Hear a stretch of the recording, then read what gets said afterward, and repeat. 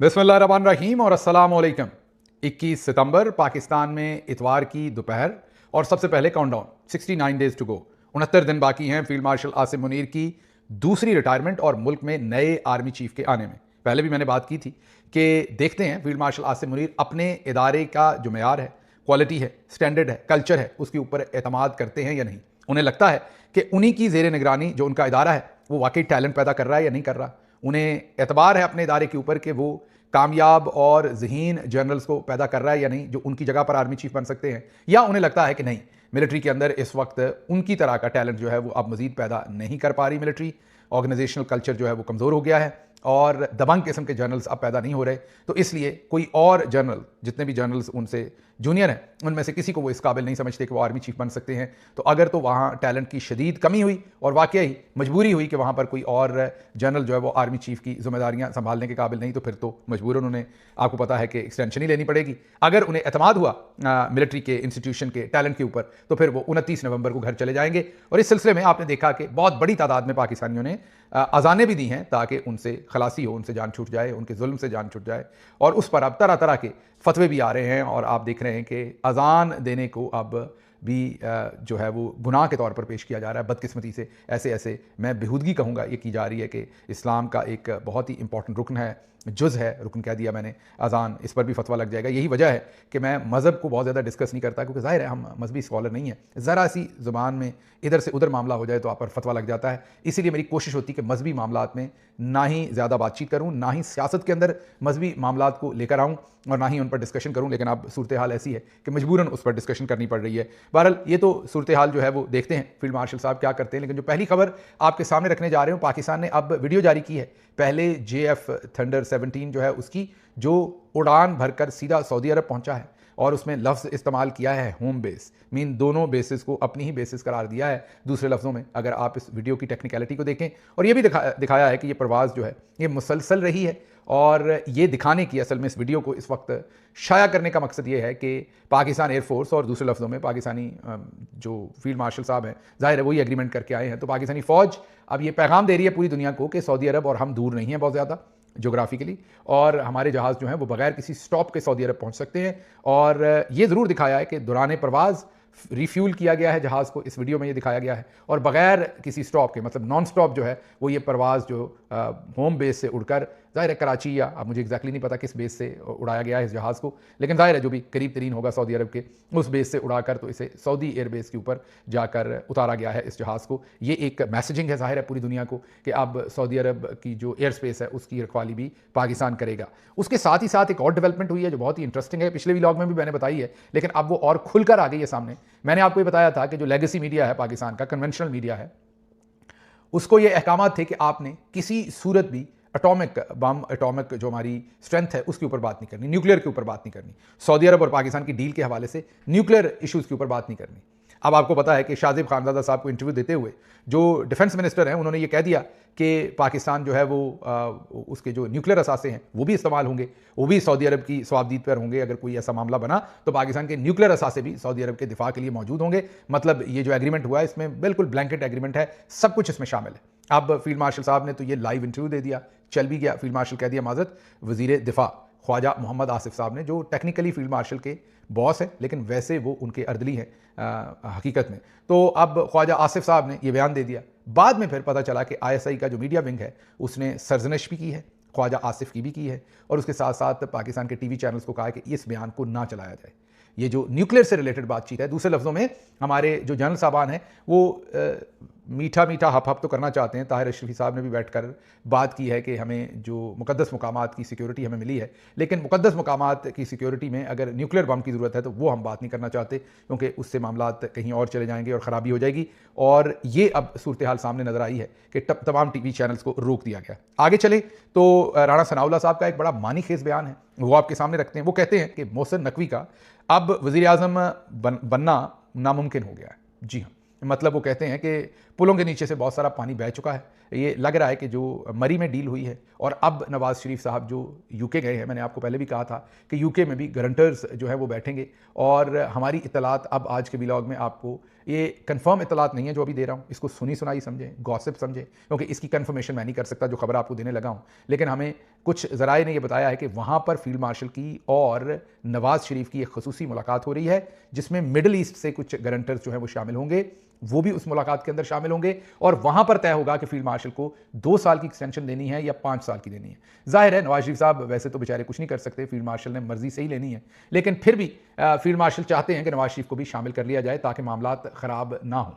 अब हमारे ज़राए ये कह रहे हैं कि ये जो पूरी महफिल जो लंदन जा बैठी है, उसकी वजह यह है कि वहां पर एक खुफिया मुलाकात हो रही है, कुछ लोग मिडल ईस्ट में से हैं और फील्ड मार्शल होंगे और नवाज शरीफ होंगे और तय होगा कि आगे के मामलात इन्होंने कैसे चलाने हैं। और इसी सिलसिले में मुझे लग रहा है कि जो राणा सनाउल्लाह बहुत ही कॉन्फिडेंस के साथ कह रहे हैं कि मोहसिन नकवी अब वज़ीर आज़म नहीं बन सकते, पुलों के नीचे से पानी बहुत सारा बह गया है, उनको लग रहा है कि मामलात लंदन के अंदर तय पा जाएंगे और फिर फील्ड मार्शल वापस जब आएंगे और नवाज शरीफ भी वापस आएंगे तो ये एक्सटेंशन का सौदेबाजी जो भी होगी वो वहाँ हो जाएगी। और इसमें जो जाहिर है जो इनकी सबसे बड़ी डिमांड तो यही होगी कि पंजाब की हुकूमत भी इन्हीं के पास रहेगी और फेडरल गवर्नमेंट भी इन्हीं के पास रहेगी। लेकिन देखते हैं आने वाले दिनों में क्या होता है। अगला बयान आपके सामने रखते हैं, वो भी इंटरेस्टिंग बयान है। शहबाज शरीफ साहब ने अपने बॉस के बारे में बयान दिया है कि फील्ड मार्शल आसिम मुनीर की कामयाब हिकमत अमली के तहत पाकिस्तान तरक्की की राह पर गामजन है। होना तो उलट चाहिए, फील्ड मार्शल को यह कहना चाहिए, क्योंकि हिकमत अमली तो बॉस की होगी, हेड ऑफ स्टेट की होगी, लेकिन यहां पर क्योंकि वो बेचारा अर्दली है, वो अपने बॉस के लिए ये बात कह रहा है कि फील्ड मार्शल की हिकमत अमली की वजह से पाकिस्तान जो है वो बहुत तरक्की पर है। अब फील्ड मार्शल साहब की हिकमत अमली क्या है वो आपको बता देते हैं। जो अमेरिका में ये पहुंच रहे हैं, अमेरिका में $1000 से ज़्यादा महंगा कमरा फी पर्सन इन्होंने बुक करवाया है और ये तकरीबन पाकिस्तानी 8.5 करोड़ रुपए का खर्चा आएगा वहां पर होटल के कमरों पर। कितना जी? 8.5 करोड़ रुपए का खर्चा आएगा होटल के कमरों पर।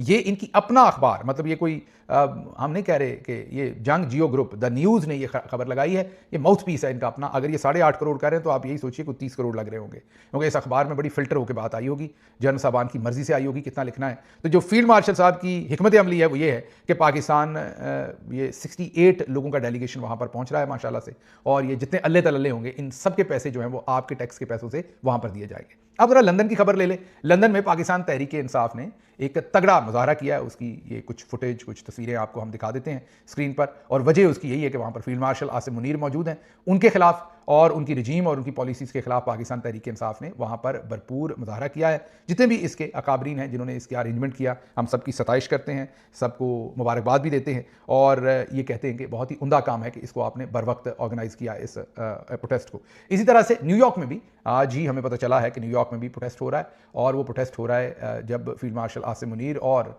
शहबाज शरीफ यहाँ पर पहुँच रहे हैं। तो उस प्रोटेस्ट की डेट भी अनाउंस की गई है, वो भी आपको इंशाल्लाह जल्द आपके साथ शेयर करेंगे। लेकिन अब न्यूयॉर्क के अंदर भी एक प्रोटेस्ट होगा फील्ड मार्शल के पहुँचने पर। अब जरा एक हैरानकुन खबर आपके सामने रखते हैं, और वो है इस्लामाबाद से।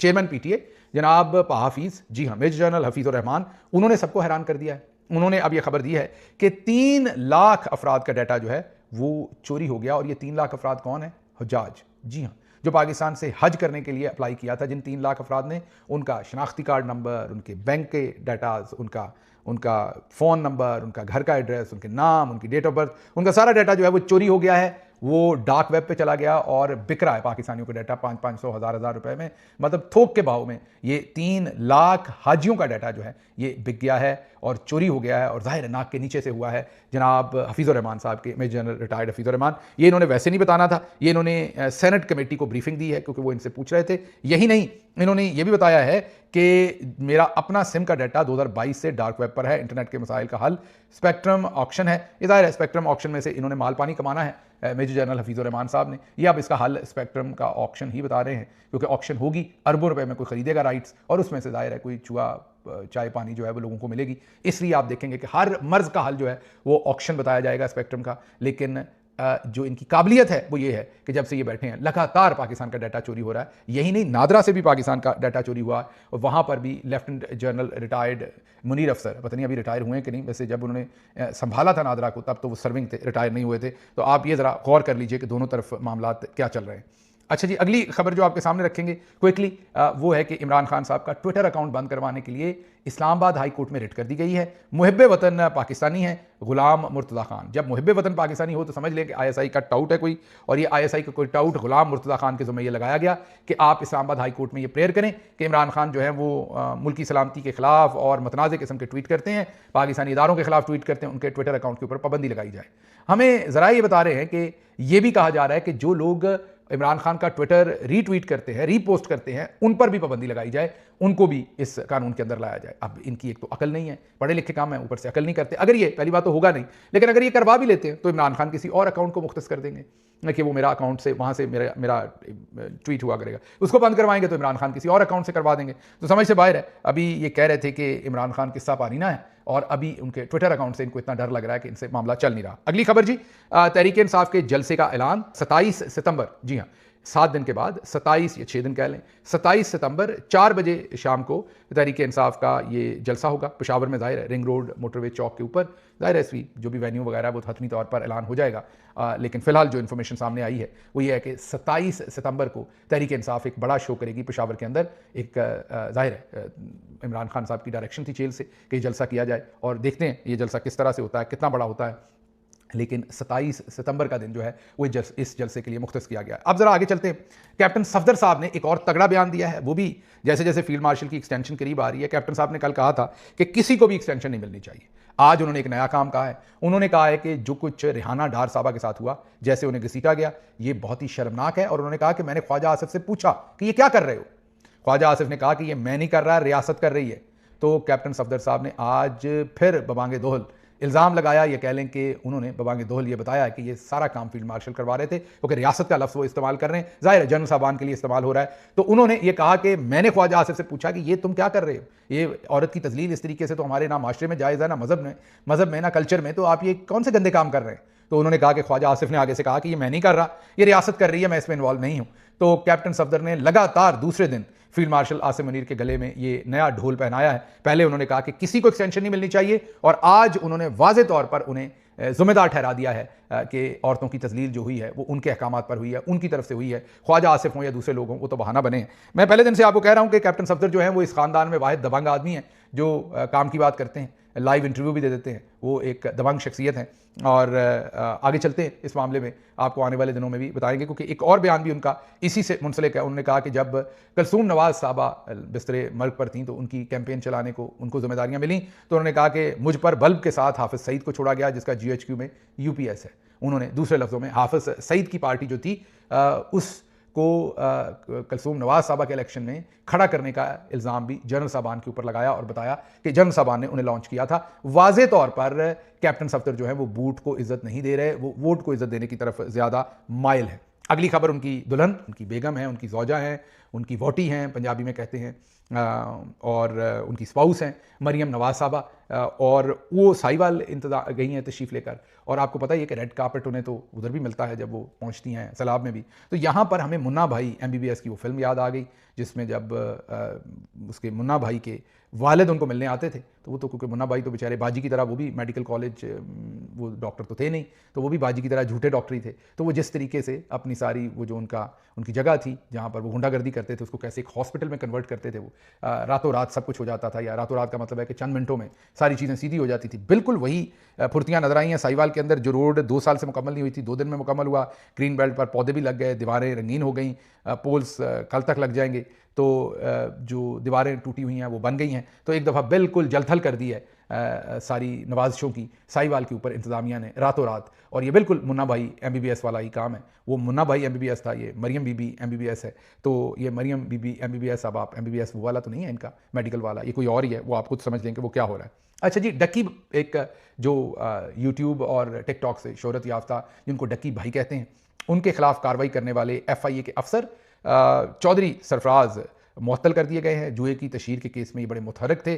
खबर सादिया मजहर साहबा की है। हम जब इसमें थोड़ा सा पता करवाया तो ये पता चला कि इसमें से बहुत बड़ी बड़ी रिश्वत और माल बनाने की बहुत सारे लोग ट्राइयाँ कर रहे हैं, और अब जो आला हकाम है उनकी भी नज़र पड़ गई है और वो समझते हैं कि इसमें बड़ा पैसा है। वो कह रहे हैं कि हमें भी हिस्सा बकदरे जुस्सा दिया जाए। तो इसमें अब जो ये चौधरी सरफराज, क्योंकि लोअर लेवल के अफसर थे, उनको अब साइड पे किया गया और आपको बड़ी मगरमच्छ जो होगा वो इसमें से माल पानी बनाएगा, वो पैसा खाएगा, नीचे वालों को ज़रा साइड पे किया गया है। अच्छा जी, अगली खबर बैरिस्टर अपना जस्टिस तारिक जहांगीरी साहब के बारे में, जिनको काम करने से हटाया गया है इस्लामाबाद हाई कोर्ट में। बिल्कुल गलत फैसला है वो जस्टिस डोगर का। सुप्रीम कोर्ट में उन्होंने इस फैसले को चैलेंज किया था, अब डायरी नंबर लग गया है, मतलब कि सुप्रीम कोर्ट अब उनका केस सुनने जा रही है कि क्या इनको जो इस्लामाबाद हाई कोर्ट में काम करने से हटाया गया है वो दुरुस्त फैसला है या गलत फैसला है। यह फैसला सुप्रीम कोर्ट ऑफ पाकिस्तान करेगी, जो इस्लामाबाद हाई कोर्ट के जस्टिस डोगर ने एक, मैं तो जालसाजी पे मुब्तला फैसला ही कहूँगा जो उन्होंने दिया है। लेकिन इसके साथ साथ जो इंटरेस्टिंग बात है वो हबीब अकरम साहब बता रहे हैं। वो कह रहे हैं कि मेरी मालूमात के मुताबिक जस्टिस तारिक जहांगीरी के पास किसी को सुलह सफाई के लिए भेजा गया।